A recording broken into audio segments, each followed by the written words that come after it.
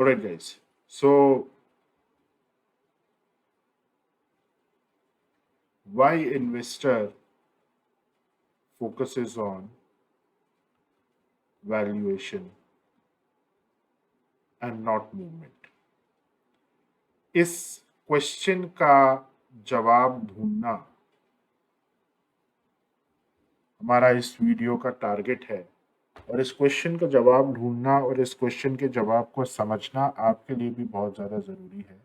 Reason इसलिए है क्योंकि आपके अंदर वो कॉन्फिडेंस, वेट करने का, राइट प्राइस तक मार्केट आए, वो कॉन्फिडेंस और वो पेशेंस आपके अंदर तब तक नहीं आएगा जब तक आप इस क्वेश्चन का आंसर नहीं समझ पाए।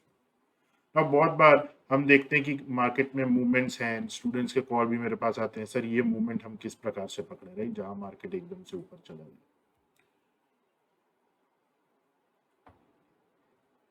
आप जो भी मूवमेंट बाजार में देख रहे हैं, that is a result of दो चीजों का रिजल्ट है। इधर it is a profit wave, जो कि किसी पुराने वैल्यूएशन का प्रॉफिट है, या तो ये एक प्रॉफिट वेव होगा जो किसी पुराने वैल्यूएशन, अब इसके पहले there must be a valuation over here जहां पे लोगों ने एंटर किया, तो उनके लिए this is the profit wave, right. या फिर सडन न्यूज। अब सडन न्यूज में हम कुछ नहीं कर सकते,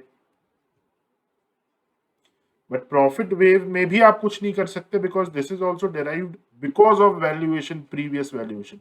तो आप इस मूवमेंट को देख रहे हैं, आप इसके पीछे की वैल्यूएशन को नहीं देख रहे, और हमें लगता है कि हमने ये बड़ा मूवमेंट मिस कर दिया।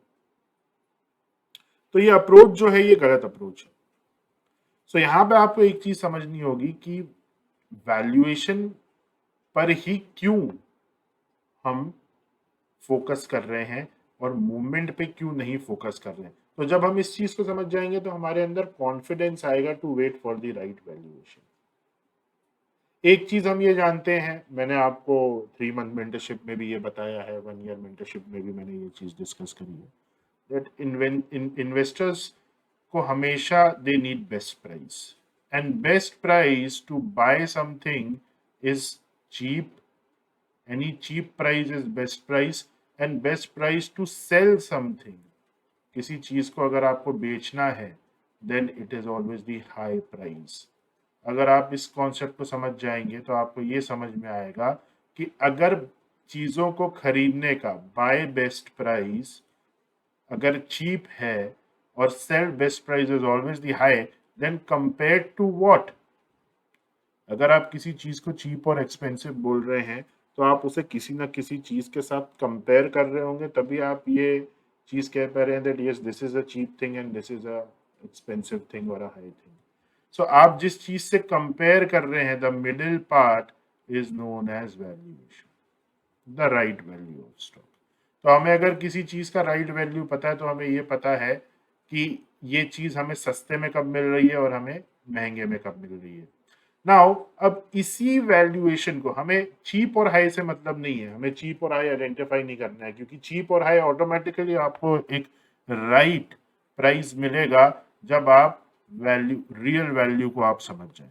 तो हमें क्या आइडेंटिफाई करना है, व्हाट इज दी वैल्यू, और इस वैल्यू का अगर हम प्राइस एक्शन बेस पर बात करेंगे, then there is always a structure.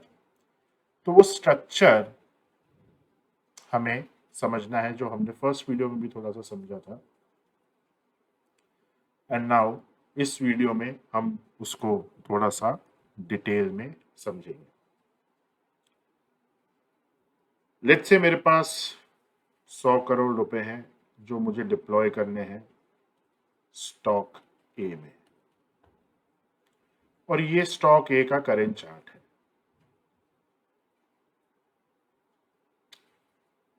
Okay,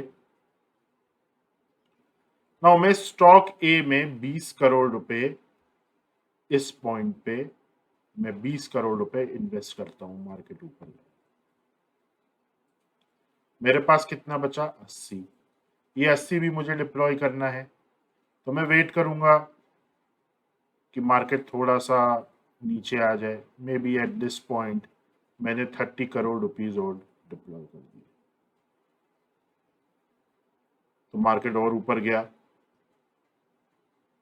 मेरे पास कितना बचा, 50। देन मार्केट मूव नहीं कर रहा है, मूव नहीं कर रहा है क्योंकि और कोई इंटरेस्टेड नहीं है। तो इस पॉइंट पे मैंने सोचा कि 10 करोड़ रुपए और लगा दूं ताकि थोड़ा सा मार्केट ऊपर जाए, रिटेल इंटरेस्ट है। तो 10 करोड़ मैंने यहाँ पे और लगा दिया, मेरे पास बचा 40। मार्केट यहाँ से थोड़ा सा ऊपर गया, अब रिटेलर्स ने पार्टिसिपेट करना चालू कर दिया। ओके, कुछ सेलिंग हुई। मैंने ये वाले जो 20 करोड़ रुपए थे जो मुझे ये प्रॉफिट भी मिला है इस वैल्यूएशन से, मैंने इसको थोड़ा सा और यहाँ पे सेल किया, मार्केट नीचे आया। कुछ रिटेलर्स ने भी सेल कर दिया, मार्केट और नीचे आ गया। सो अब मुझे अगेन ये प्राइस मिल रहा है, यहाँ पे मैंने 20 करोड़ रुपए और लगा दिए, तो मेरे पास 20 बचे।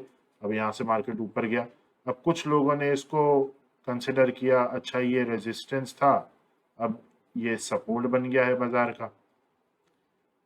रिटेल पार्टिसिपेशन हुआ, मार्केट और ऊपर गया, थोड़ा सा मार्केट नीचे आया, मैंने 10 करोड़ रुपए और लगाए, मेरे पास 10 करोड़ रुपए बच गए। मार्केट हल्का सा ऊपर गया, लोगों ने ट्रेंड लाइन बनानी चालू कर दी और लोगों ने देखा कि अरे ये अब यहाँ से नीचे जाएगा। यहाँ से मैंने ये वाले 20 करोड़ रुपए सेल ऑफ कर दिए, मार्केट नीचे आ गया।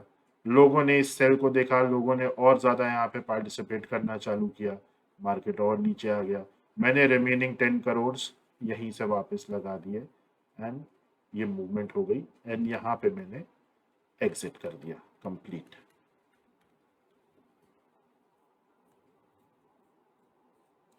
तो आप देख रहे हैं, बिकॉज मैं एक बायर हूं, I am looking to buy always at a cheaper rate. और ये पूरी मार्केट की जो स्टोरी है वो यही। अब यहां पे समझने वाली बात यह है कि ये 100 करोड़ रुपए जो मैं लेकर बैठा हूं, ये 100 करोड़ रुपए मैंने स्टार्टिंग पॉइंट पे नहीं लगाए, मैंने सिर्फ 20 करोड़ रुपए लगाए और उसके बाद मैंने वेट किया कि मुझे कोई एक इम्पोर्टेंट सस्ता प्राइस मिले, जहां पे आप देखिए मैंने 30 करोड़ रुपए इस रिट्रेसमेंट के बाद बाजार में लगाए। सो हमेशा जब भी एक बड़ा ऑर्डर, एक बड़ा इन्वेस्टर जब बाजार में पैसा लगा रहा है तो वो पूरा पैसा एक बार में नहीं लगेगा।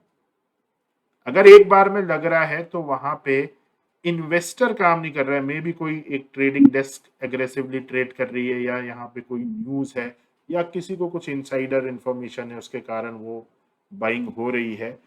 बट एक इन्वेस्टर जो रिजल्ट्स के बेसिस पे, फंडामेंटल्स के बेसिस पर सोचकर इन्वेस्ट कर रहा है, वो व्यक्ति इन्वेस्ट नहीं करेगा। अगर एक सीजनड इन्वेस्टर इन्वेस्ट कर रहा है देन डेफिनेटली थोड़ा सा अमाउंट इन्वेस्ट होगा, then they will look for a better price और फिर उसके बाद वो इन्वेस्ट करेंगे। हमेशा टुकड़े टुकड़े में इन्वेस्ट होगा, बट ये जो टुकड़ों टुकड़ों में इन्वेस्ट हो रहा है इसका पूरा स्ट्रक्चर आप यहाँ पे देख सकते हैं। स्ट्रक्चर यही होगा और इसी प्राइस एक्शन बेस्ड स्ट्रक्चर को आइडेंटिफाई करके देन हमें फिर इन्वेस्टर के डेटा को स्टडी करना है। अब ये हमने एक डायग्राम के फॉर्म में समझा है, चार्ट्स पे ये किस प्रकार से दिखता है, इसके क्या क्या वेरिएशंस हैं, वो हम नेक्स्ट वीडियो में कवर करेंगे।